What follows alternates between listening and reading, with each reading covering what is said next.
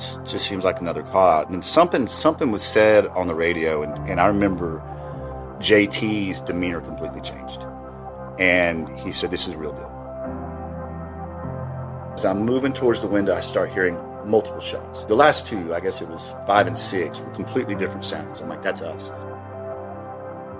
Inside that room, there's the body right there, right where we were, right where we needed to be. But we weren't there at the right time.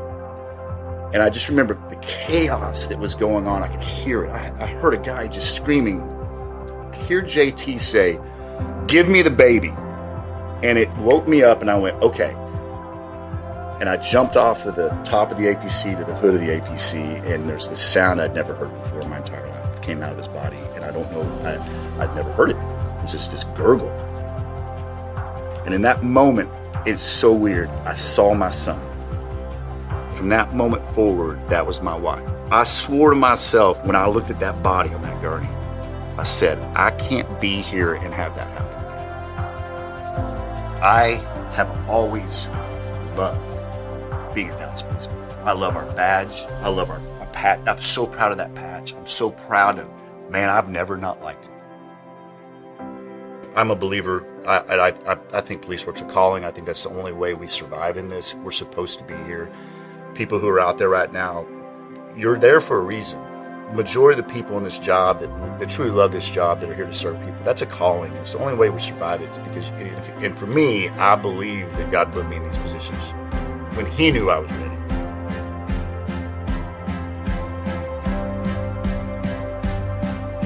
You're listening to the ATO Bridging the Divide podcast, brought to you by the Assist the Officer Foundation. Since 1999, the ATO has given assistance to the first responder community, and now we want to give a platform to hear their incredible stories. We also want to hear the stories of the many people that support us. Our community is small, but it is strong. We have differences. We don't always agree, and we all make mistakes. But together we can grow, we can heal, and we can learn from those mistakes. And together we can bridge the divide.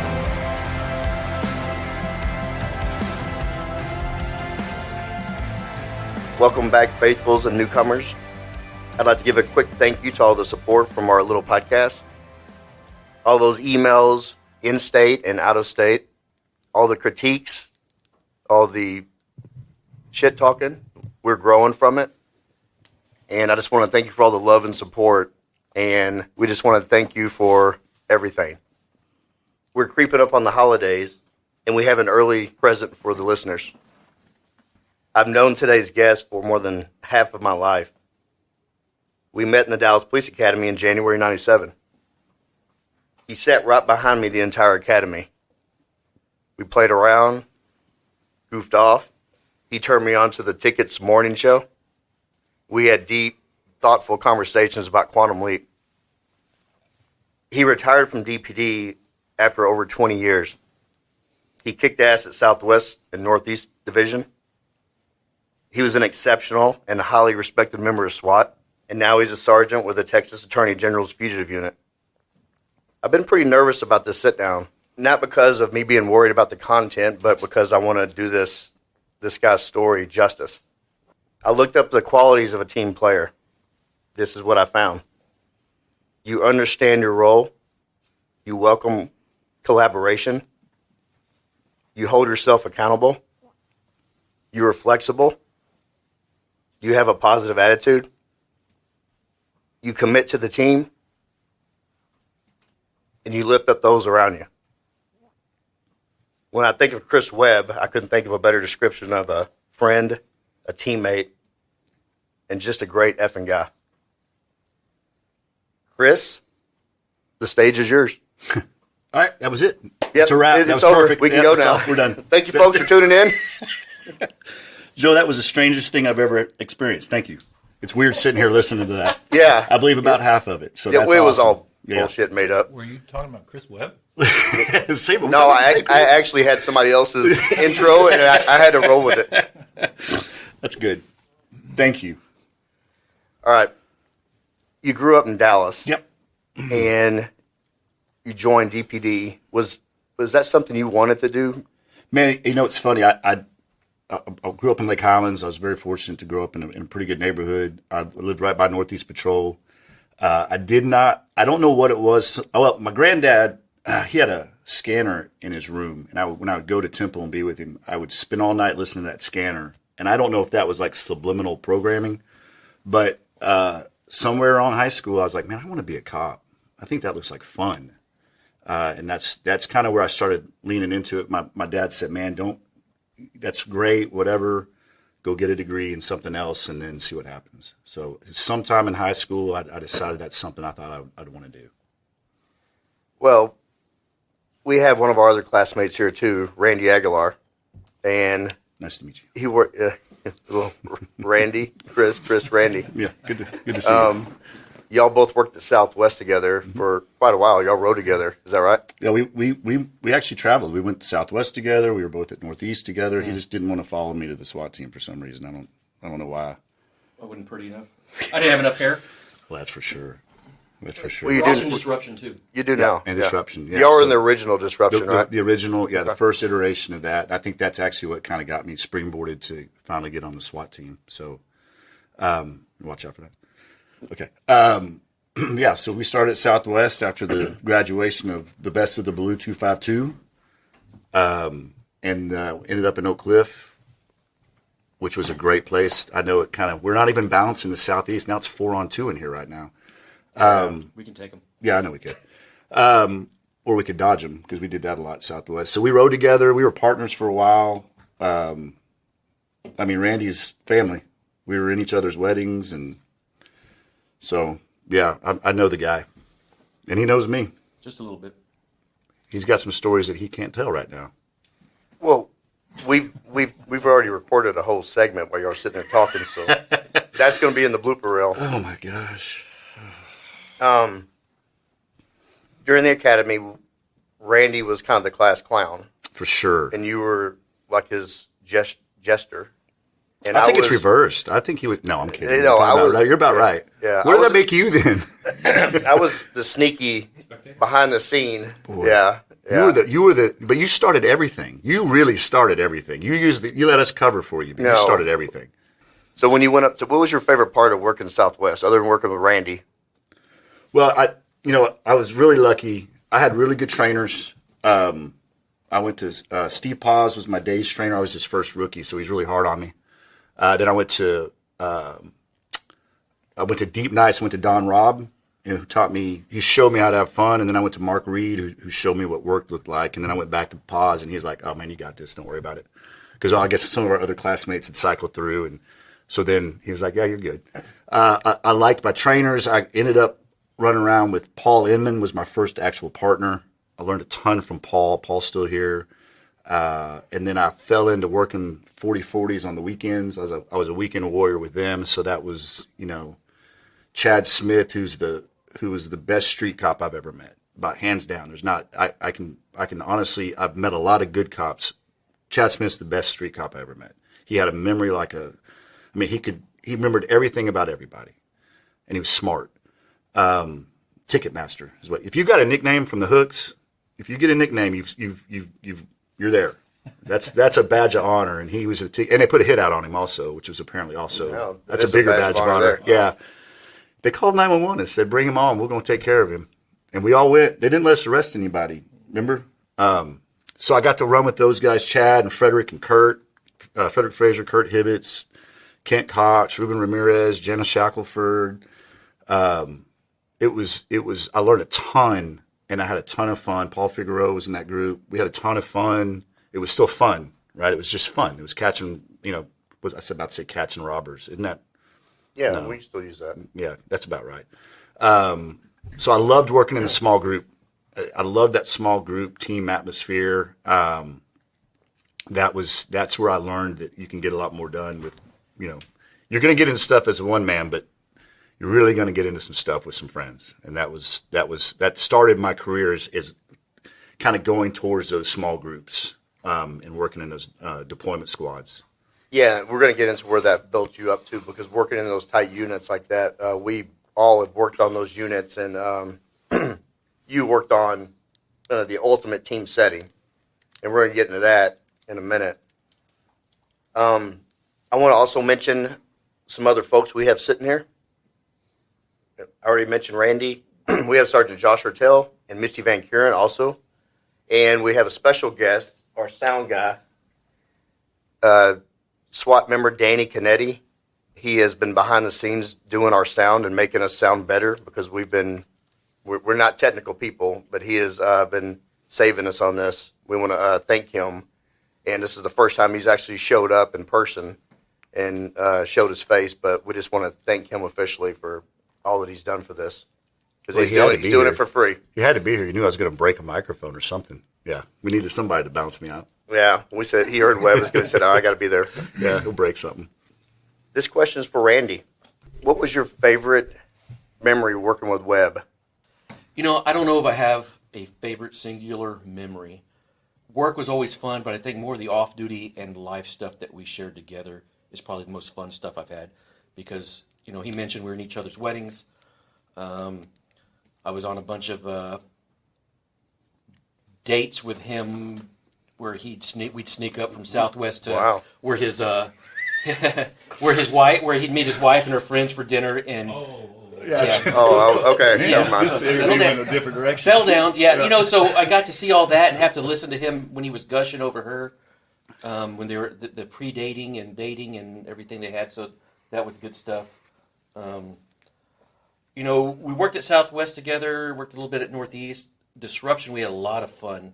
You know, that we got to go over all the city and but if I had to say a good memory, you know, there's all kinds of things. There'd be times when I'd snacking on something in the car and running people. He'd be wrestling with them underneath the hood of the car. That happened so many times. Did you at least finish the snack, though? Well, yeah. You want like, goddamn, I'm sitting here. I got an apple in one hand, my whip-out book in another hand. I'm typing with my pinkies. Next thing I know, he's fighting with somebody. I'm like, God, and I got to run out there and throw my stuff down and not enjoy my snacks. You know, memorable stuff. You know, there's all kinds. We can get in here and tell war stories all day, but probably one of our most proud things, I don't think anyone can ever say, is that we left 2 kilos of cocaine in a trunk. 1 kilo. No, there was 2. Oh, was it 2? Yeah. In a trunk of a car from a big knock and talk deal that we did, and you know, that was a fun adventure. And in our defense, there was 25 kilos in that trunk. So to lose 2 back there behind the flare holder bucket was not that big of a deal. And it was our car. Right. Nobody else drove it. And when we found it, now I wish y'all could have been a fly on the wall because we went to jail that next Monday, and I hear Randy just go, "Oh shit!" And I'm like, and you know, we're about. I think it's what he goes, and he showed me, and I'm like, "Oh crap!" So we finished what we were doing, booked the guy Finished in, snacking, and then right. Well, no, we booked the guy in at the jail. We drove out of the jail, and we parked, and we're like, "What do we do? What do we do?" We discussed everything from tossing it to. Well, and the scenario with tossing it, we were going to run down to the Trinity, cut it open, and pour it out, and throw it. But we knew that the Fox News helicopter would be 3 miles away, and as we threw it, the wind would blow, and it would blow it back on us. Yeah. We're like, that's probably not the best option. The best option. And I will say this about Randy, even though it's his turn to talk. Randy's going to always do the right thing no matter what. Yes. Always. Yeah. Well, you always did. And he said, we got to call the boss, we got to call narcotics, and we did. Well, if you'd have thrown that off the bridge in Southwest, it wouldn't even hit the ground. No, with as many users that are out there, they wouldn't even have touched the ground. Yeah, it would have been gone. Randy, I know what Chris means to you as a person. We've talked about it. You and I are great friends, and I know that he means a lot to you. He's like a brother. Yeah, And- you know, one of my friends, and I was thinking about this earlier, a friend of mine, we've been ranking best friends, and I don't have a lot. You know, I include you, Joe, and Thank Webb you here, for that. and I got another best friend in San Antonio since kindergarten. And you Renee? guys no, Alex. I'd be Alex, right? Yeah. Where does Alex fit? Is he higher than Joe and I, or are we kind of all, is it Just neck and neck? just for years. I mean, I've known him for 40 plus years, so he might be one. You're probably one he's 1A, you're probably 1B. Just depends. And one of the things that's been great is I'm in the race. All the stuff that I've gone through in my life since we've been out of the academy. You've been the first person I've told on many, many things, and that you've been a rock. And one of the things I think that and I don't know if I told you this, probably the best stuff that I've gotten from our friendship is a lot of your spiritual presence and guidance. Not that I've been there; it's just one of those things that you've been a rock. When we were in the academy, probably a month in, I just moved up here. I didn't have shit, and you had a VW Rabbit. No, we were going to Adair's for the first time, and Webb was. I don't know how many of y'all know this. Webb, he played bass in this band called the Front Porch Boys. And I remember it was a Friday. He came up to me and he said, "Hey, I'm in this band. I got to get out of it because we're in the academy, and they probably wouldn't have liked us to know that you were playing in the band." And we went up there, and I remember we parked in the back of Adair's. I might have met you at your apartment. We were walking in, and there's how much we didn't know each other. I had this windbreaker on that I had from the softball team, and in the academy, we just know everybody by last names, Aguilar, Webb, King, or whatever. And I remember walking in, and you grabbed my jacket, and you're like, "Okay, yeah, it's Randy." And then, never been, and it was funny. And then, then I just fell in love with Adair's, and then we were pretty much there all the time in the academy. So I could go on and on. We can have. I know we got other stuff we got to get to, but from a divorce, an arrest, and firing that I've been through. He's been someone there that's been helped me out and been a rock and, kept me spiritually sane and mentally sane, and that I don't know if I'd still be here working the DPA or doing what I'm doing now, but I'm glad that our friendship is what it is. He's seen me at my best and he's seen me at my worst, for sure. Hey, Chris, I wanted to. Glad you guys had a reunion here. Love Fest. Yeah. We got 4 more to go. Are y'all holding hands? No, well, I'm watching. My bad. I'm watching, making sure they're not going on their secret dinner. I thought they might be holding hands. Yeah, no, I think we're good right now. Hey, I wanted to jump forward. I know where I met you was in SWAT, and we came over pretty close about the same time, correct? Yeah, at the same time. It was 07. Had the privilege of going through Dan's classes about 3 or 4 times, and then taking advantage of Dan's classes and the amount of ammo. About 10 times, yeah. You want to roll into your SWAT career a little bit? Yeah. So I was I'd moved to Northeast, and Randy and I were running around up there, and Scott McDonald finally got over to SWAT. Scott was in our class, and he was a blue blood. I mean, his dad was a commander. They called him the commander. So Scott it was just in his blood. And so Scott got over there, and he and I were actually running a bunch. We were training for a marathon, and he kept coming, and he kept, "Chris, you can do this. I mean, you need to be there." I'm like, "Man, that's not who I am." He goes, "No, you were better than half the people there." And I'm like, "Well, I'm not Kelvin's size. I thought everybody had to be big. How big a boy are you?" I wasn't that guy. And he goes, "No, it's so much more than that." And so Scott really believed in me and started planting that seed. And of course, who wouldn't want to try? And so I started applying, and the backstory on that y'all all know is it took me two years of trying to finally get picked up. I went through 8 testing processes. I was doing more PT tests than the guys and girls on the team. In fact, the last time I interviewed, I had an interview with the same 3 sergeants, and 2 weeks later, I had an interview with the same 3 sergeants, and Vince Lee rolls into the questions, and he reads the exact same first question that he had read 2 weeks before, and I started to answer it, and I'm like, "Look, if it's going to be this, I'll just leave, because clearly my answers aren't working." So, and we just started talking, and then when they picked 11, I guess I needed the extra numbers, so I finally got over. I didn't really believe I belonged there, to be honest with you. I just didn't know, but I've been told a couple times over that 2 years that I was the pick, only to be told I wasn't the pick. And this at the time, the sergeant who later became one of our lieutenants, he had been an operator, he'd been a sergeant over there, he'd been a lieutenant over there. He was the one that kept calling me, and finally the last time, I think it was the 3rd time, he said, "You can get pissed, nobody'd be mad, and just never try again, or you can just keep trying." And it was really that decision. Once that disappointment wore off, I'm like, man, I'm just going to keep trying. I'm going to be a pain in their ass. I'm going to just keep coming and keep coming. And and quite honestly, I wasn't prepared. I wasn't ready. And I wasn't the best version that I could be. But as I kept doing it, I got better, better, and better. And there was a lot of life things going on around me too. I mean, I had kids. I moved. My father-in-law died. All in that 2-year period that I couldn't devote 100% of time to SWAT and those things. So I'm very grateful that it didn't happen until it happened, because once it happened, the family was settled at the house, and I could really pour myself into what SWAT was, and it was so much more than I thought it was. Yeah, it's funny you say that, because there's a divine path I think we take if you believe in that, and your time to be picked for something is usually not on your time. It's always on someone else's time.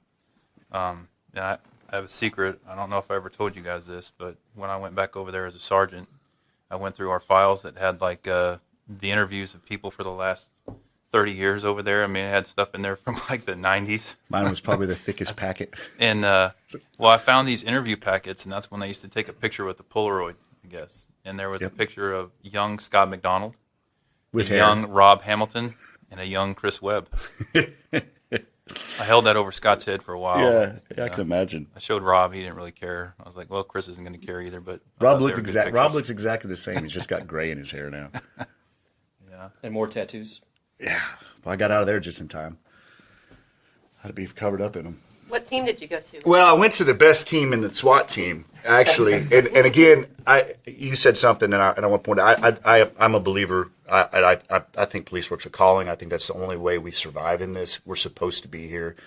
People who are out there right now, you're there for a reason. And some people get through that probably shouldn't be police. And maybe they get in, maybe they get out, maybe they don't.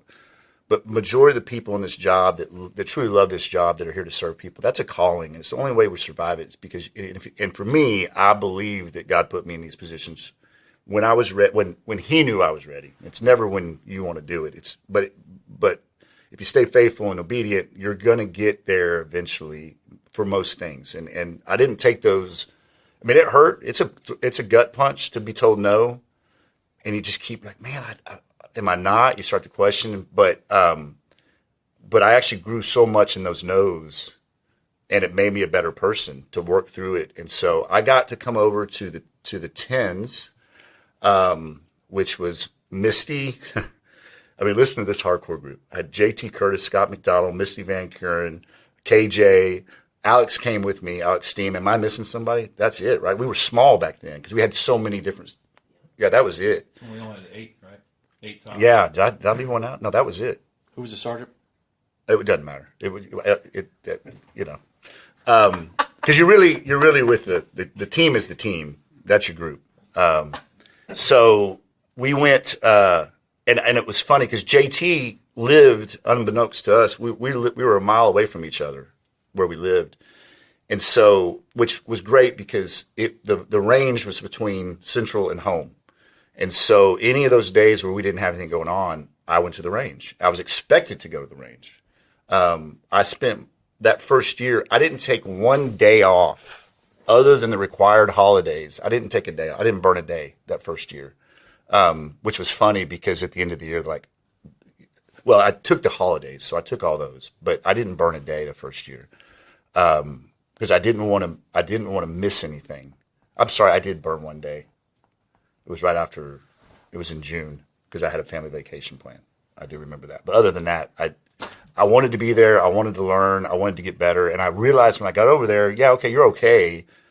But there's so much more to do, to learn. And of course, I was in fear of that last in, first out, which was always held over our heads that first couple of years. So I took on every spot that my squad needed. They needed a sniper. I got put into that. Me and Alex, and that's like Alex, he was not a sniper. He's an entry guy, right? But we needed snipers, so that was the square peg in a round hole. So when Alex and I both did that, if they needed, if whatever needed to be done, I wanted to get as much as I could to make it harder to get rid of me. And I lived under that fear of last in, first out for probably the first 5 years because I just kept being like, it's not going to be real. I finally got here. They're going to run me out. I know it. I know it. You had a motto.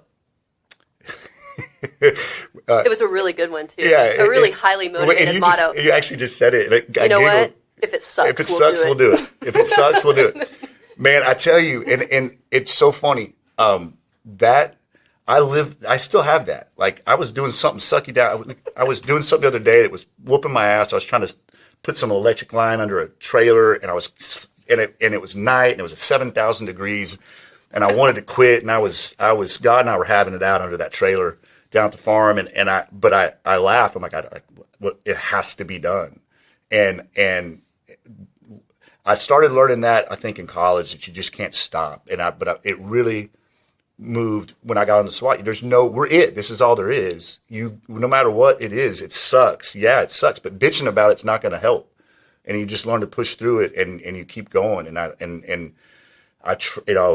How do you take that? I'm for my poor kids, man. I try to ram that down them, and it took me a long time to get there. It took me to get in my 30s to finally really grasp that, and I'm sitting there trying to force that down into 12-year-olds in the basketball court. I'm like, I know it sucks. You got to get back out there and keep doing it. And I'm like, oh, maybe it's not time for that. So we were the Thundercats, the Tens, and that was probably one of my most fun. I mean, it was my most fun time on SWAT because it was new and I loved my team, and we worked out. And when Misty Van Kuren is making your workouts, you can't quit. And it's the best shape I've ever been in my life. And man, we had some fun. How about that first week? So there's something to be said for riding 3-man. So Chris, Scott, and I pile in the Crown Vic, and we get sent out to tag beats where there's high crime area. Was that the day we all wore our Class A hats too? Remember, because we wanted to get in a foot chase wearing our Class A hat because we never had. That might not have been that we time. We didn't have Class A hats on. Okay. But we're sent out to the tag beats, and of course, the three of us run across a stolen car. That's of course going to run, and the guy bails, and Scott and I bail out of the car, and we're going over fences, and we go 2 streets down, and here comes Webb screeching up in the Crown Vic, and I see him jump out, highly motivated, of course. I have fresh legs. Fresh legs. And so he takes off on the foot chase, catches the guy, and I'm thrilled because I'm way too old to be bailing out of cars, going over fences. You were younger than me. That's ridiculous. But you had fresh legs. Fresh legs. Oh, we had some fun. We had a lot of fun. My first day was a training day, and Scott told me to be there at 8, and I was coming from the town I live in, which is to the west, and he told me to be there at 8. It didn't actually start till 10. And thank God he told me to be there at 8 because I got caught in all that rush hour traffic. And we go up over here by Love Field. And my first role, Stan Chambers and I are downed officers in a training exercise. And I don't know JT. I know Misty from the jail. I know who she is. I know Scott. I don't know KJ. Stan and I knew each other a little bit from Southwest.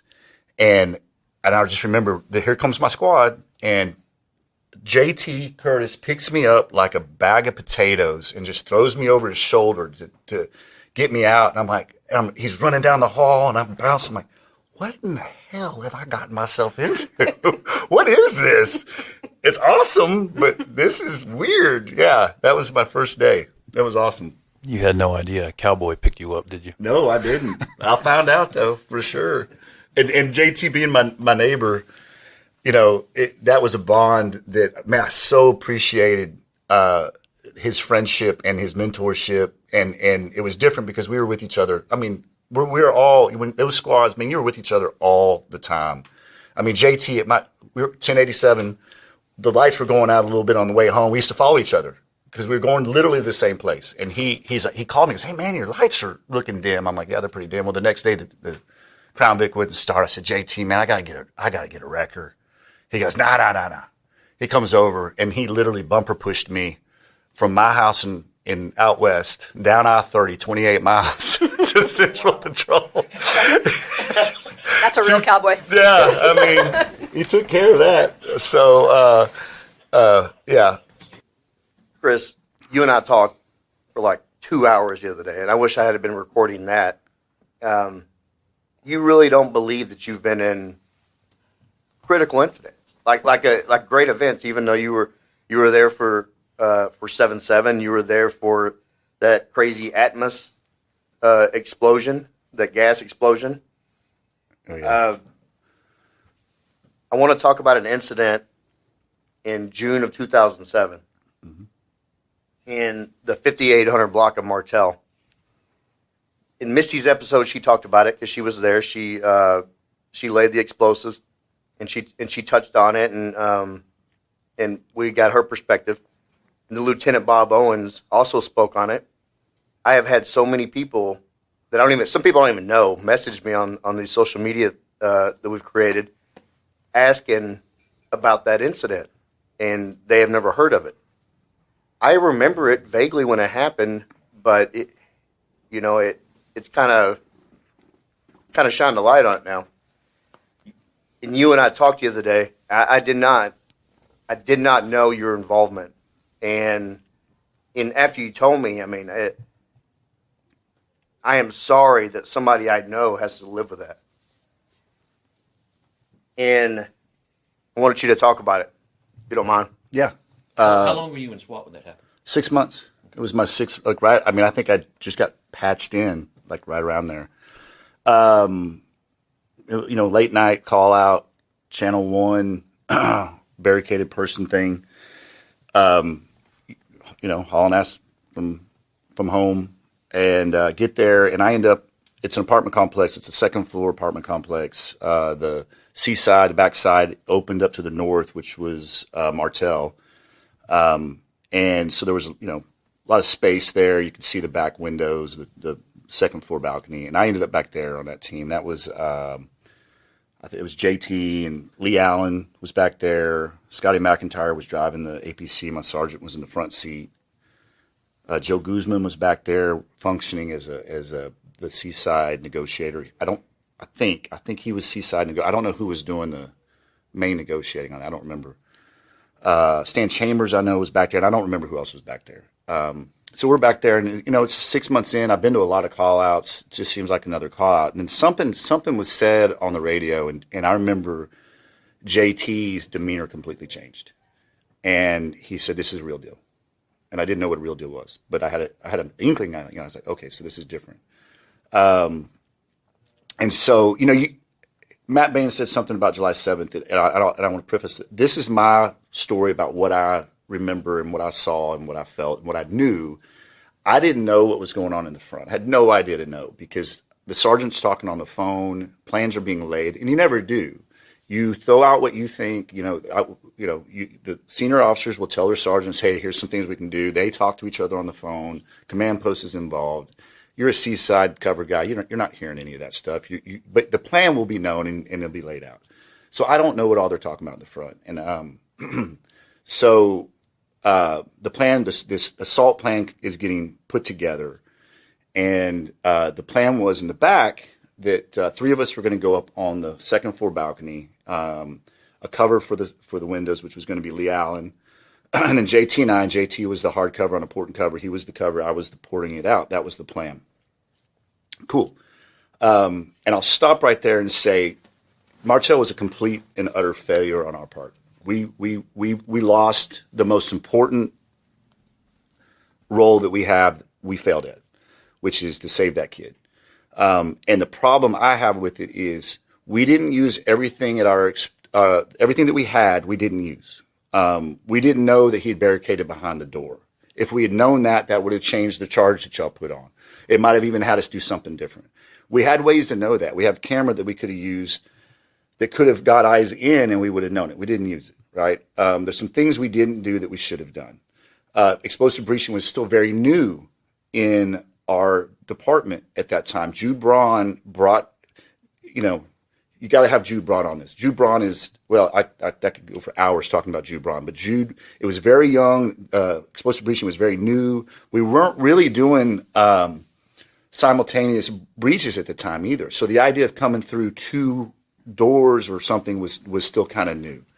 And so we didn't do everything I think that we could have to prep us for success. And And in a hostage rescue, there's a matrix, there's a hierarchy of who's important here. Number one is your hostage, right? And then the list way down at the bottom, just above the suspect, is a SWAT operator, right? And I think we got confused on that. I think that's one of the things that got jumbled up. We wanted to go covert, get up on that balcony, and be at that window the minute the team blew the front door. And they didn't let us do that. So the solution was, we're standing on the ground. We hung a flat ladder on the wood fence on that second floor. And the idea was we were going to come one at a time up on the APC, up the ladder, and then to our positions. Oh, and then we had to do that on top of a bang. So we were throwing a bang after the door blew, going up on behind that bang. So the plan to put us on that window was absolutely correct. The failure was the timing. And they didn't let us go up there early because they didn't want us to get hurt, to get shot. Maybe a little bit too, that they didn't want us to make noise to cause him to do something, but JT's at the window. Well, okay, so the plan goes into action, and I remember Lee Allen went first, JT second, me with the pole third. And as I'm throwing my leg over that balcony, I start hearing shots. This is after the door went off. I start hearing shots. And I remember hearing the first shot, which was a random shot, I think, at the entry team. I think he shot at the entry team with his pistol. And then I'm throwing my leg over, and as I'm moving towards the window, I start hearing multiple shots. And it's quick, pop, pop, and then a pop, and then a pop, pop. And that the last two, I guess it was 5 and 6, were completely different sounds. I'm like, that's us. So I'm at the window, and I'm hearing those, and I'm opening that window for JT. And right at the base of the window, where JT is on the outside looking in, is the body of this child. And I'll let JT say what he saw. I know that inside that room, there's the body right there, right where we were, right where we needed to be. But we weren't there at the right time. And I just remember the chaos that was going on. I could hear it. I heard a guy just screaming, and turn it down if you got kids. Just fuck. Like totally ineffective. Like can't do anything. Just there's a loop of just I don't know what's going on there. But I hear JT say, "Give me the baby." And it woke me up, and I went, okay, they're going to hand him somebody. I need to get into a position to receive him. So I started to jump over the balcony, and I was going to straddle the balcony and the APC. And the next thing I know, I'm staring at my feet, and I'm falling. And I'm like, I have put myself into the problem. What have I done? And I fall, and I hit dead center on my back on the downstairs railing, which thank God it wasn't wrought iron. It was 2x4s, and it's fine. I had my helmet, my vest. The only thing that wasn't protected was my tailbone, which I figured out later. But I remember JT, as I hit, I got to get back up. And so as I'm climbing back up, JT turns and looks down at me with this face of such disappointment, like, I need you up here. And I didn't have time to explain to him. Yeah, but see, what happened was I had fallen. I just got up. And he hands me this child. And when he handed me the child, I was like, oh, we're good. Because the head's together. Because in the 6 months of hostage training I had, every hostage rescue training I had, the bad guy had a gun at the good guy's head, and he's hiding behind it. The worst case scenario for an entry team, right? I got a good guy in front of me and the bad guy. And so, and to me, if it's a dead hostage, the head's gone because he's shot him in the head. So that gives me this body, and I notice the arms are dangling and the feet are dangling, but his head's together. I'm like, well, this is all good, except for he's this color that I've never seen before. It's like gray. It's this weird gray color. I'm like, huh. So I take him, and the mind, as you all know, as all the listeners know, your mind does amazing things under stress, and it thinks of things, and some of them don't even make sense. And in my mind, I had to, as fast as I could, get to that little sliver of grass between the sidewalk and the curb out Martell, so when the ambulance pulled up, he's ready to go. Right? That didn't make sense, but that's what I had to do. And I jumped off of the top of the APC to the hood of the APC, and there's this sound I'd never heard before in my entire life. It came out of his body, and I don't know, I'd never heard it. It was just this gurgle. And then I jumped down in the grass, And I run over and I lay him down, and I'm still confused because his head's together, but I don't understand why he's gray. And then Joe Guzman walked up and pulls his T-shirt up, and there's just 2 little double taps on that little body, and then I freak out because I don't like to. Anybody that knows a gunshot to the chest, compression is, they're not going to do anything. I mean, the heart, he hit him in the heart, but I'm like, I don't know how to do CPR on my own child, and in that moment, it's so weird. I saw my son. Because here's this little boy who's about 2 years older than my kids at the time. And I kind of was like in this, oh, what the hell? What am I? Ambulance pulls up, pick him up. I give him to the ambulance drivers. And they go and they put this little body on this gurney that's made for an adult. And there's these 2 huge firemen going to town working on him. And I'm just standing there. And I just see those little feet, those little bitty feet. And I'm like, oh. Shit, what did I just see? And then it started hitting me because I turned and I started looking for my people, right? And I look at JT, but it's not JT. I mean, it's not the guy that I know. And then I look at, I don't know what to do. I don't know how to react. I've never been in this situation before, and there's not been a bigger. Well, I say that. That was the biggest change for me. It's the biggest thing I've been involved in. I've been involved in a lot of crap, but this thing, I was clueless. They made me go to the hospital because then the adrenaline wore off. I couldn't barely walk. And then I went out of town the next day on a family trip that was planned, so I didn't even get to be around my team, which was bad and good because they also debriefed that event while I was gone, and Misty was there, and man, you don't come into that room after that loss and try to blow smoke up their ass and say that was a successful mission. You just nothing you could do. And I know, when I heard that, I can't imagine being there. You were there at that debrief. Mm-hmm.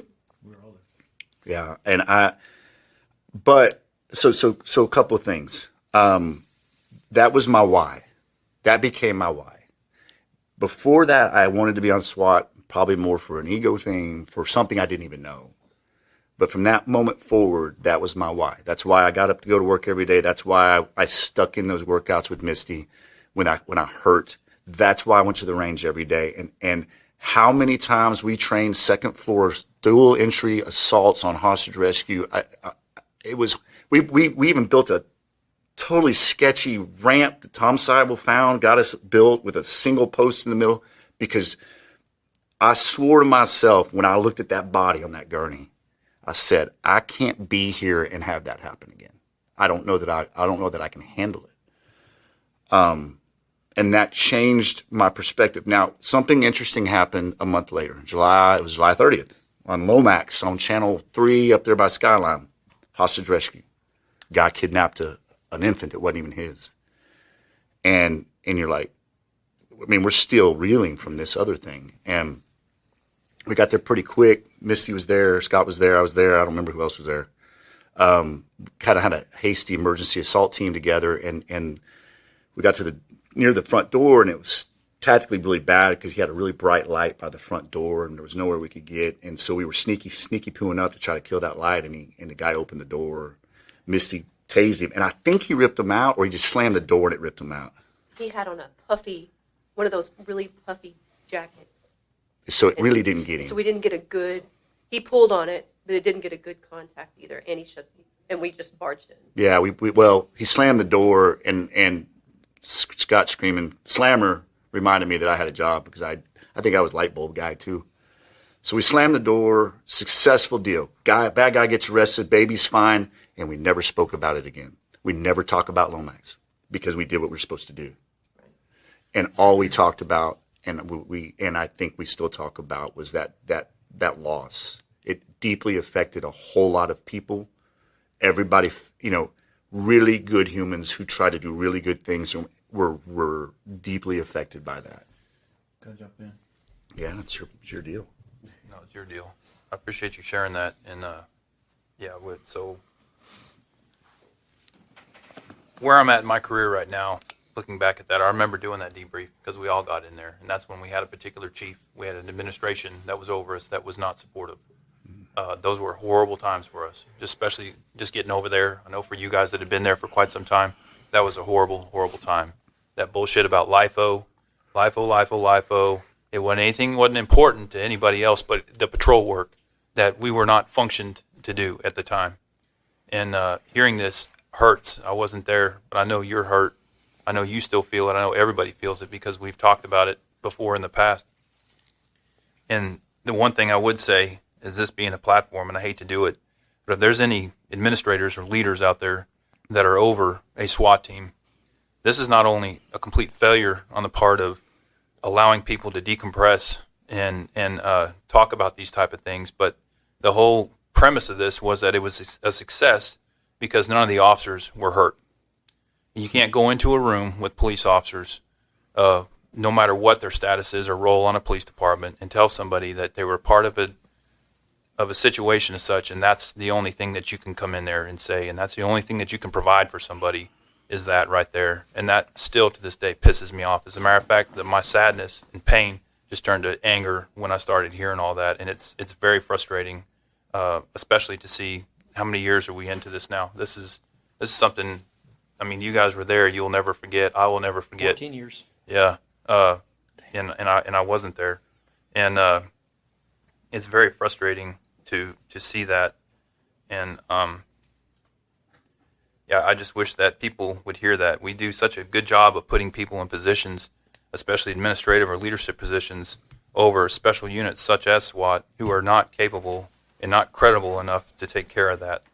I knew we were at a turning point, the cusp. 2008 changed something for that, and things began to go in a different direction. But still, it's a roller coaster ride in those divisions, in those operational platforms. It's up and down based on whoever's in there and whatever their damn opinion is, and they don't listen to the people below them. They don't take the credit for that. We were very fortunate past that we had chiefs and some lieutenants that were very supportive of us. But people fail to realize that the pinnacle of a SWAT officer's career is a hostage rescue. That is what you train for. Not to say that the others are platforms for training, but because we take those as real can be. But the other piece of that is that the priority of life that Chris was talking about. It starts at the hostage. It goes to the innocent bystander. They even put the suspect above us. Well, we put the police officer above us, the patrol officer, somebody who's not in SWAT. And we put the suspect above, and then below us is going to be property, right? So with that premise and mindset, that is where it stands. And that's the mindset of a SWAT officer when they go into those situations. So I didn't mean to jump in on a bandwagon, but Misty, I think that was. You got anything? Martell would have been solved if we had that if Lee Allen and JT and I were able to get up there at the beginning of the assault, because JT would have faced that man coming in the room, and I would have put my money on JT in that scenario, all day long. We win, and that boy is saved. He'd shot at his wife and daughter earlier. They escaped. And one of the frustrating things is, can you imagine losing your child? No. And saving one, but not being able to save both. And another problem I had, and I think one of the reasons it didn't get more publicity was, man, it was just some Spanish speaking poor people, right? And so the news didn't, and that frustrated me. I mean, how is this not talked about for days? And the guilt that team had of failure, knowing that we failed these people, and God, it's just it shaped a lot of lives, and it shaped a lot of training, and it shaped a lot of mindsets, and I mean, it became my why every day. Why do I do this? Because I can't be a part of something and have that happen again, And I mean, you said something about being involved in critical incidences. I'm blessed. I was a cop for 20 and something here in Dallas, and I was a pretty active officer. I was on a big time. I mean, we did over 1,000 operations on my little side of the house on SWAT. I never had to pull the trigger. I was there when it happened. I got shot at. We all got shot at a bunch. I'm blessed. I never had to pull the trigger. So I feel lucky. People don't think with all the stuff going on. I mean, we didn't have that many shootings at all on the A unit side. I mean, I guess if you combine them, there's more, but just on the A unit side, I think it's 4 or 5 shootings. And what you don't see, what people don't know is, man, when we have to pull the trigger, we're looking at how did we screw up? What did we do wrong that we had to do that? Because I mean, we've been shot at and didn't have to shoot. We had good equipment, armored cars. And if something has happened, we're looking at what could we have done differently so that doesn't become the outcome. Because when you're dealing with people in crisis, they're making very irrational decisions, and some of them are just bad people, but not all of them. They're just in a bad time, and it bothers us immensely when we have to take a life. That's also a teammate doing that, and there's repercussions, no matter how justified it is. I mean, there's repercussions mentally, and I didn't do that. I didn't have to do that, but I walked through that with some people, and I watched what it happens, and it's not good for the home. It's not good even amongst the crew. It throws things for a loop. So people don't understand why training is so important, especially for a SWAT team, and it's for that. It's exactly why it's important, because you don't want to have to deal with that. I said something to a chief that was speaking to us one day about, actually it was when we were going to evenings for crime suppression deal in 2016, which is what actually broke me. He said something about we're all police, and it pissed me off so bad. I said, yeah, but you're not asking that patrol officer to run into that house where that kid's being held hostage. You're asking me to do that. You're not asking you to do that. You're not asking patrol guy. Yeah, we know. We can answer calls. We know how to do that. We're all team players. But you can't sacrifice our training time to go sit on a tag beat, not even have a plan, and take away from our ability to go do the things that you're not going to want to do and you're going to ask us to do. And it makes me so frustrated to the way they and honestly, we're not always great about it when we do our training time. We got guys that'll just disappear or they don't.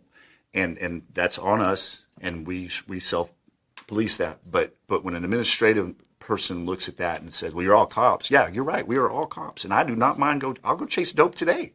I love it. If you know what 359900014 is, you know what I'm talking about, and we'll go right now. We'll go get a dope arrest. But if it's part of the mission, but don't take away from the training time that we need so that we can have higher chances of success in the missions you're going to ask us to do. I think that was another time too that's when we were told that our SWAT stuff was on our own time, and we did that. We came in for crime suppression for 8 hours, and then we did our SWAT stuff for another 4 or 5 daily. Yeah. I still remember July 7th. We were qualifying with our rifles that morning, so we'd all been out at the range since 9 a.m. in the 100-degree weather that day, and we were there till I don't think we went home till 7:30 the next morning, and then turned right around to do 24-hour coverage of a chief. With no care in the world, but the only difference is because we would do it. Or a pool party at the end. The sucks will do it. Yeah, if it's exactly. I mean, it goes right back to it, right? Yeah. The only reason why we succeeded in that other operation was because of who we are, right? Because our training time had been sucked away, our lives had been sucked away, and it's only just people just don't see that. I'm not going to turn it into that piece there, Chris, but. Yeah, let's have a pool party during the middle of all these funerals and make the SWAT team. Yeah, it's pizza/pool party, and make all the SWAT guys work security for that after a funeral and with the funeral tomorrow. Oh, and they've all been at work for 18 straight for 3 weeks in a row. That's a great idea. It's awesome. It sucks. We'll do it. So after talking about these incidents, Chris, especially this one, I know I talked to you the other morning as well. We kind of briefly touched on your interest in a nonprofit, something that you had an interest in, and which would tie us over into the counseling piece. I know it's becoming less of a stigma now, but to have something there, what have you done in order to cope with that? Yeah, when I left in 2017, I thought I was done. I really thought I was completely done with law enforcement. I thought. And it was kind of the perfect storm. And when I look back on it, it's God's way of pulling me out of Dallas, right? He during that crime suppression in 2016, where Chief Brown put us on evenings. I didn't see my kids, and that's how you break me. You take me away from my kids. They were at school. School was still going on. We were working evenings. I might have seen them in the morning if I had got home at a decent hour and I could actually wake up. So it was hard on the family. SWAT work is a selfless job to the families. It's a very selfish job for the operator. We don't pay the price for what it is to be on call and all that we do. The families that stay home, they're the ones that pay the price. And so between Ferguson and realizing that, you can do the right thing and still have to quit your job and go into hiding, I didn't have that luxury. My wife has a good job. My kids, I'm not leaving. Then to them taking my ability to see my kids away by working evenings with no mission plan. Literally told you, just go up there and hang out. Well, that's the worst thing you could tell us, right? All that led me to, and some guys came to me with a business opportunity that I got invested in, which was great. Turned out fine. I thought I'd go work there. So I left, quickly found out I didn't want to do that, and did punch the numbers. And my wife, I said, Rainey, I think I can stay home for a little bit. And Rainey said, she said, okay, yeah, let's do that. I go, well, how long? She goes, you'll know. Just go till you know. And she's got a good job and had my pension coming. So my poor kids, man, it was their 6th grade year. I drove them to school every day. I picked them up every day, and I was all up in their business. They, you know how 6th grade is. It's a big year. So I was a school mom. I played a lot of golf, and then when their next year started, I had a friend that asked me to run a company for him that he was buying, and so I went to work for the owners to learn the job, and that gave me a lot of alone time. And right around that time, there was 2 significant suicides of retired DPD officers who I had a personal relationship with. Now, I'm not saying we were best friends, but Randy and I had worked around one down in Oak Cliff, and he always loved us, and because we rained down there in his beat during an assist, and we were the first ones there from the station. And ever since then, he loved us. And there was another fellow up at Northeast, and then there was a female officer that I also knew at Northeast that was close to her retirement and had committed suicide. First comment here. Oh my gosh. Okay. So that bothered me. And when you one of the things when you retire, I made a very big point, and make sure I stay on point here. I made a very big point that Dallas Swat was not who I was, because I had living examples of people who had done that. And I was watching them trying to mend relationships with their children.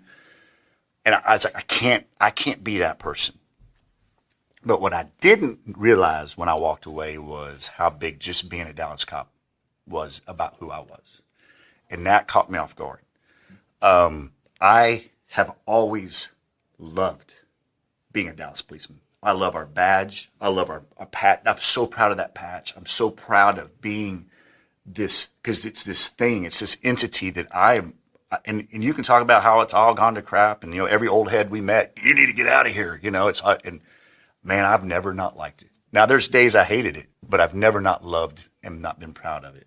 So when I was gone, I really struggled. I was kind of lost, man. I got fat. I was eating everything inside. I didn't have a routine. When the newness of retirement had worn off after the kids had finished school, because I was still pretty active, that's when it got kind of hard. And I started working this other job, trying to learn this job, and I was in a rut, man. And I was drinking. I always drank. I've been drinking since I was 15. Ooh, don't. My kids might listen to this. You might want to cut that. But I've been drinking a long time, and I was a social drinker, a happy kid. I was always a happy guy.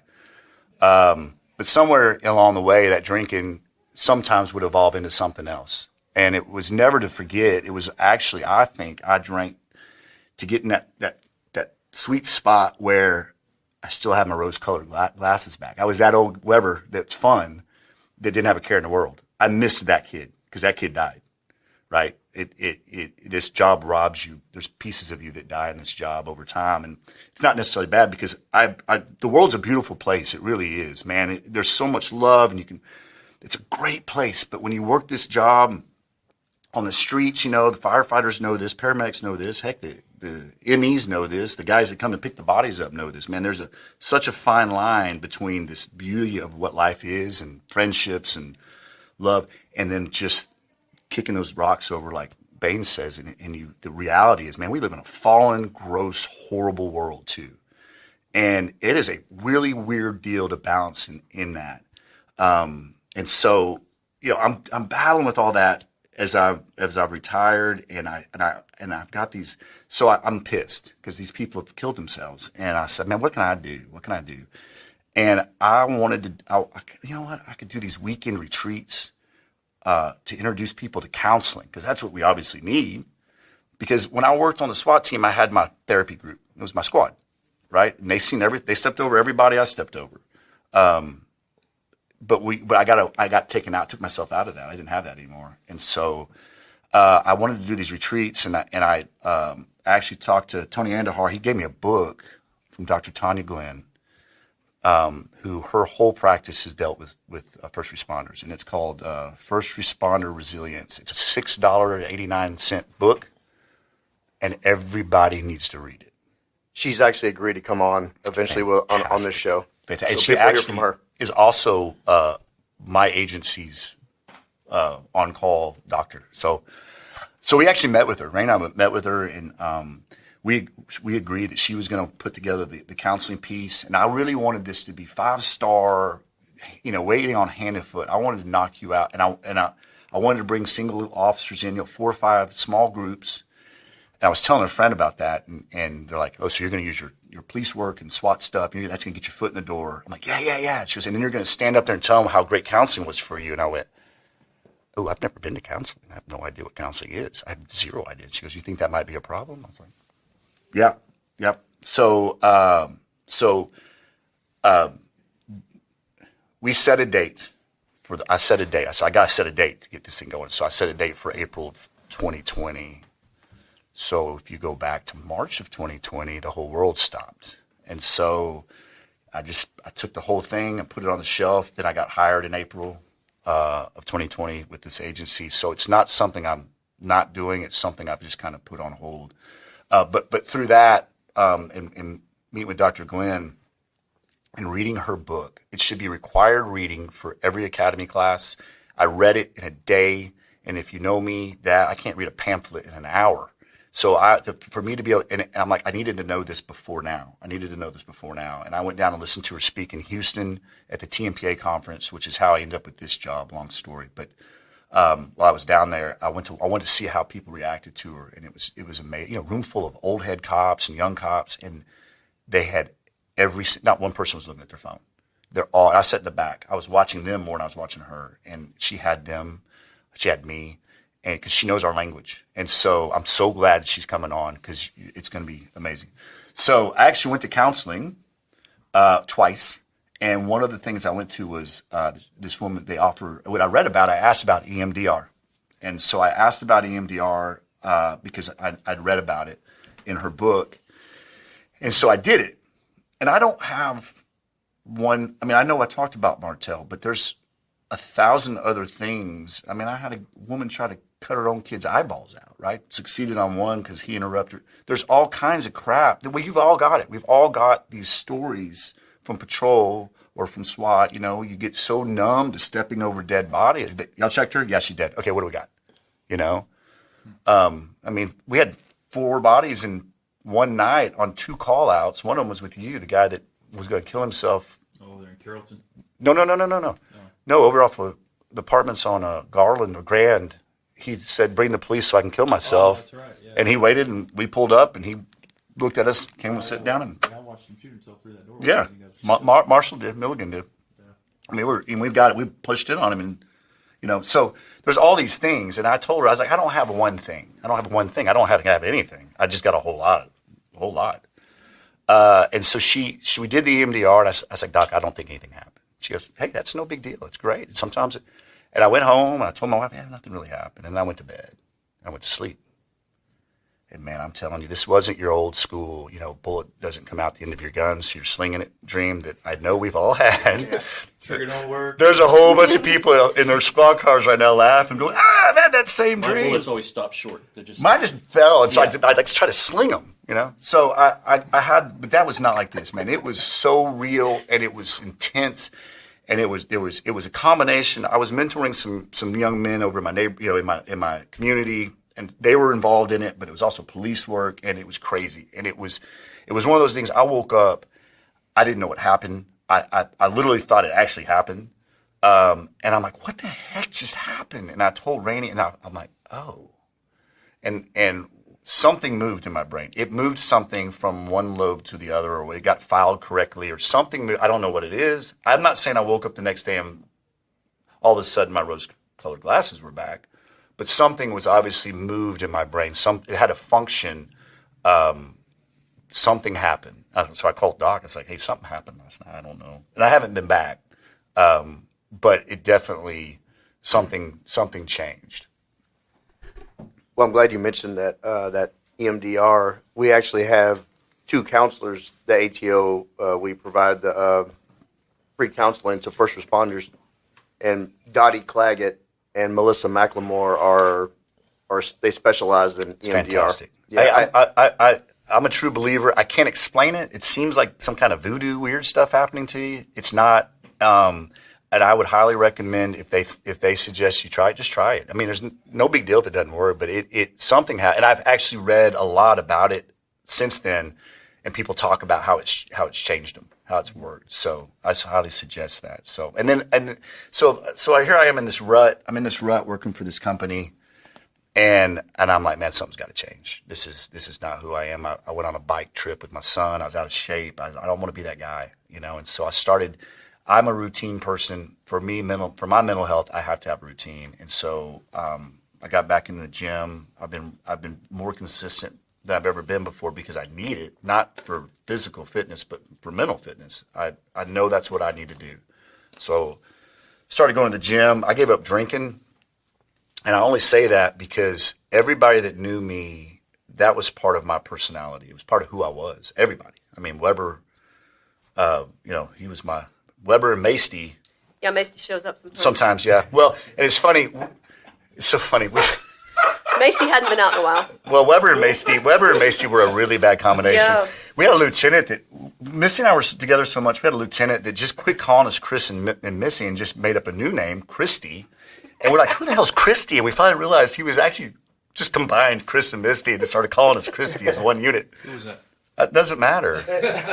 Find out later. Catfish. Cheetos. Get some kind of catfish. Catfish. Oh. Look, here's the deal. If you got a nickname that doesn't sound positive, it's because your guys don't really like you that That's much. commonsensical. That's commonsensical. So great. Hey, I actually love that man. I think he's a great sector sergeant. I think he should have stayed as a sector sergeant. He was really good at being a sector sergeant. And I liked him. I've always liked him. I don't dislike many people. Just some people end up in places they don't need to end up. But I quit drinking, I don't know, it was like a year and a half ago. Because I like I said, I would find myself drinking that 3 or 4 became, well, it might be 1 beer. It might be no beers, and it could be 17. And I couldn't tell you when that was going to hit. And it became a mission. Like it's almost like an animal inside of me. And so, I had kids about to start high school. It's very hard to preach about the dangers of alcohol when you got a beer in your hand. And so I had an incident where I don't know statute of limitations yet, but I made a foolish decision about alcohol and driving, and I got home and I realized, man, this is ridiculous. And so the next day I brought my wife's gone. I brought my kids outside. I said, do I drink too much? And my son said, not at home, which was kind of a lie. He goes, but I've seen you drink too much out. And I go, tell me when. And he told me. And I'm like, yep. And I look at my daughter. She says, yeah, all the time. Too much all the time. I'm like, okay, all right, enough of that.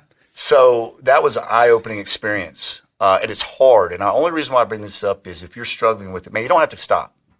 You don't have to stop. But maybe you just come back off it a little bit. Man, if you're drinking 6 beers a day, maybe go back, maybe try 3 today, because you can survive and life doesn't change. It actually kind of becomes clearer and a little bit better if you just slow down. Because, how do we handle our stress? We drink it away, which puts stress on our relationships. We don't have to go very far to talk about how alcohol can affect your job. My best friend lost his job over drinking. So, and How that wasn't a wake up call for me, I don't know. But I got mine, and I need a little bit of a border to help stop. I quit Copenhagen in 2003 because I was going to lose about $1,500 if I took a dip, and I haven't touched it since. And so I will encourage people, if you're struggling with that, man, there is another side, and you can do it. I'm not saying you have to stop altogether, but if you're struggling with it, man, call me. I'll talk to you about my experience. You know what's funny about that? And you mentioned that I haven't drank in 19 months, and the funny thing is I drank since I was 17. And when I decided to quit drinking, I didn't start at 15. I think I may have had a drink around age 6. But when you decide to stop drinking, the funny piece is that if you've known that as part of your personality, what was your nickname when you drank? Weber. And Masty? Masty. Okay, I like that. I don't like how you put the asty on the end. Oh, there's nothing asty about you. Right. But point being, real quick, is that people struggle with that. I think because that's part of their identity. Yeah, and it becomes their identity. And when it's you try to take it away, about giving it up, and when you take it away, it's like, who the hell am I going to be, and how am I going to deal with this? How am I going to? But Chris is right. There is another side, and it's a whole lot better. And it's interesting too. When I quit dipping Copenhagen, the first day back to work, Frederick Fraser was my partner that day, and he pops that can out. It's pop. He goes, "Oh man, do I need to quit too?" In front, can I dip in front? I'm like, "Dude, you didn't quit. I quit. Give me that can." I popped it. It smells great. Here's your can back. It's great. I still dream of it. I have dreams all the time that it's okay to take one. And I'm like, nah, because it'll be a can a day. It'll be a can a day tomorrow if I have one dip. But you can do it. I can go to a bar. I'll order a soda and lime, and it's a placebo to me. It's cheap. Half the time it's free. They don't charge you for it. And I feel like I'm a part of it, and I don't do anything I never did before. I go do everything I've always done. I just don't drink at it. Hey man, it's a different struggle for everybody. And I'm not trying to lessen how hard that can be. I can just tell you, it was a huge part of my life. My granddad was an alcoholic. My uncles were alcoholics. It's in my family. I got that gene. My brother didn't. And he got the higher cholesterol though. So that was a pretty good trade-off. You can do it, and life does exist on the other side of that. We just kind of forget about it. Is this the perfect way to wrap it up? I don't know. I got a couple things. Go ahead. I got all day. No, we got to wrap it up. But thanks for going out to the Alice pick you apart and getting the car axle and welding my pull-up bar in my house and that thing was stout. Teaching me how to fix my pool. And your curl bar was awesome. It's awesome. Yeah, that was a good one. And you picked black and green. And thank you for going to my mom's funeral. Yeah. I didn't want you to be there alone. Thank you. Yeah. Hey, bucket of. Go grab one. Right. Yeah. Well, can I? Maybe I shouldn't do this. Uh-oh. Please do. Well, every person in here, I've got tons of memories with. Some more than others, but we've got great memories. Danny and I got to go out and have a blast out in Fort Davis? Yeah, we had a blast, and we have some things in common. Took us both a while to get to SWAT. What, both 10 times? Huh? 10 times? 8. Total combined with you guys? 2 years, 8 tries. Oh, combined? I don't know. So it's like 13 tries between us. We like music together. We've got a lot of history in the things, with SWAT and with our classes and in life. And, but there's a person in this room. This is funny. There's a person in this room that I consider a hero. And it's not every day that you get to be around a person who you also consider a hero. And that person is not perfect as a human. But when you look at the totality of the circumstances and everything about this person, a hero to me is someone that pushes you, that can push you to be better at whatever you're doing, who's consistent in everything that they do. And I got the joy of actually working with that person, getting to know that person intimately with hours and hours of time together, and yet still look at that person as a hero. And I talk about this person to my daughter. I talk about this person to my son.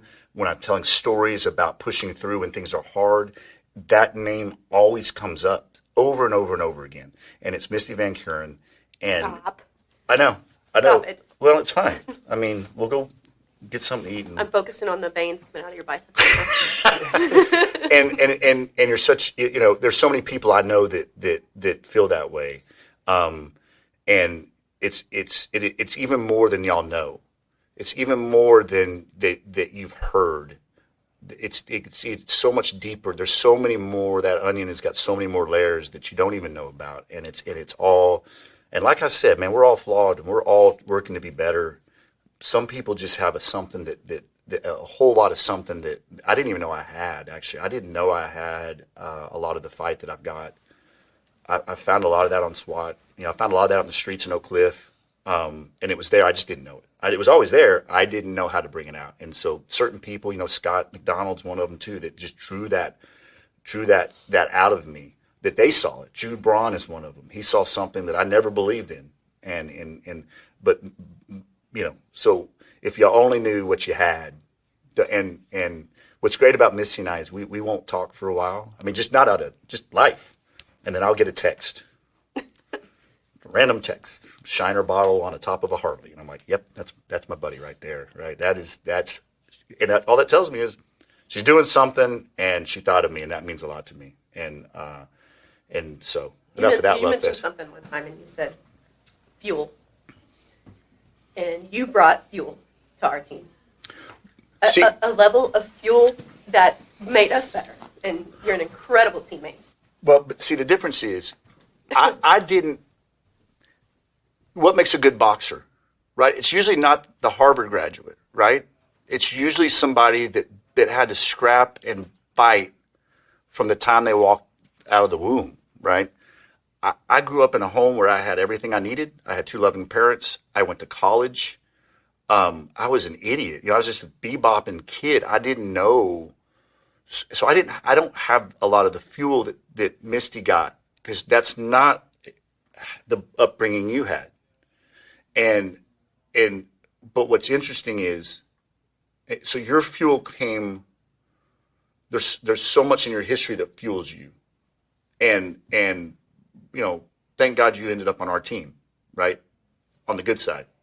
Because, man, you'd be one heck of a bandit, right? I think I'd be okay in prison. You'd be fine. But I didn't grow up in the same way, so I didn't tap into something that I didn't even know was there. But it was there. Well, but it took somebody like you to release it. And JT and Scott and all these people. We had the perfect chemistry. Wow, it was great. It was great.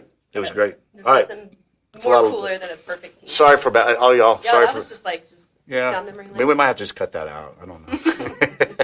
You're great. Y'all aren't alone, man. If you're listening to this, you're not alone. Don't be shy to reach out. That's why I love ATO, and I love the confidential counseling program that they have. It's the best thing that ATO's done, I think, in its existence. And man, call me. I'm meeting with one of our old buddies tomorrow for lunch just to talk, just to get caught up. I love it.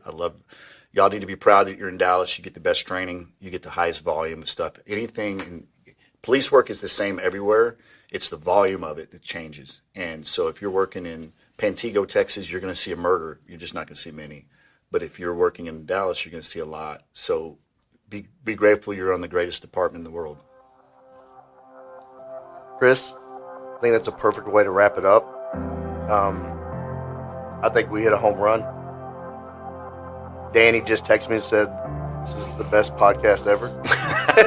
It's the first one he's been at.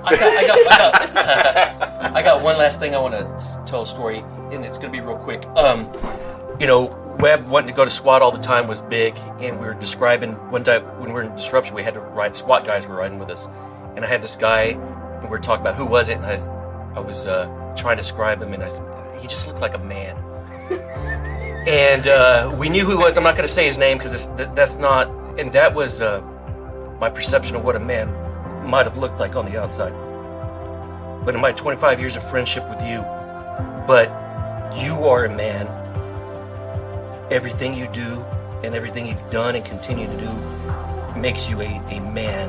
And I can't be more proud to know you and call you my friend. And You're going to continue to do great things. The city of Dallas has lost because you're no longer here. If y'all hear his passion, I wish he would have stayed. He could have been successful as a homicide detective, any kind of detective out here, a commander, a leader, and this department is at a loss because the department ran him off. And one last thing I want to say this to, and I don't know a lot of people know that he did this, but back in 1996, not many people got to do this, but he also ran with the Olympic torch into Atlanta, which I think is one of the most coolest things in the world. So I'm proud to call you my friend, and I didn't mean to extend this any longer, but Big gulps. Big gulps. this is, I can't be more proud of you, buddy. That beard. It is. Love you guys. Love you, buddy. You're welcome back anytime. Turn it off. Hey brother, hey sister, I'll never give up on you. Hey Mrs., hey mister, I'll see this all the way through. No matter how far the sun and the moon, I'll never give up on you. Down when you're lonely, I'll pull you up. Life leaves you heavy when the going gets tough. I'll be your shoulder, together we'll run. Up from the bottom, yeah, we'll rise above. Hey brother, hey sister, I'll never give up on you. Hey Mrs., hey mister, I'll see this all the way through. No matter how far the sun and the moon, I'll never give up on you.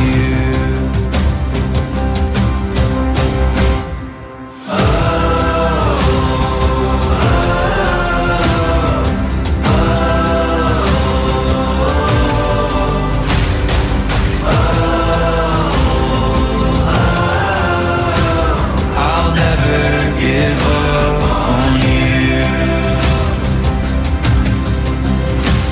Hey brother, hey sister, I'll never give up on you. Hey Mrs., hey mister, I'll see this all the way through.